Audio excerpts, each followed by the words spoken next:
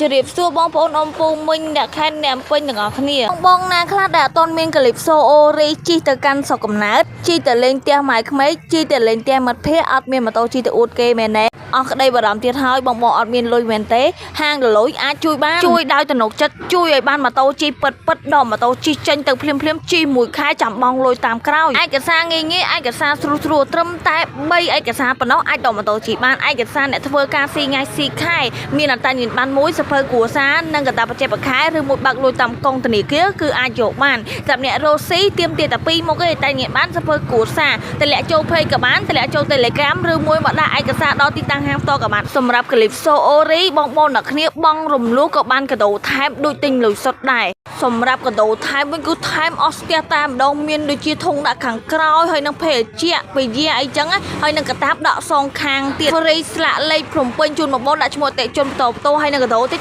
តួចថែមឲ្យបងអ្នកគ្នារៀបរាប់អត់ទេព្រោះអីច្រើនពេកហើយអូរីបងរំលោះប្រចាំខែធូរមែនតើបងរំលោះសុទ្ធបាន25ខែក្រុងបងប្រចាំខែត្រឹមតែ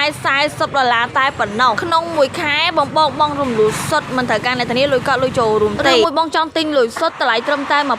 $1580តែប៉ុណ្ណោះ free កដោដូចខ្ញុំនិយាយមិញចឹងបងអ្នកគ្នានឹងបានចាប់រង្វាន់ទៀតមានលុយ$20រហូតដល់$100ទៀតនឹងឈ្នះសម្បត្តិទៅលេងអ៊ីតាលីទៀតចង់ដឹងព័ត៌មានច្បាស់ជាងនឹងតាក់ទងតែ Pay 500តាម Telegram បាន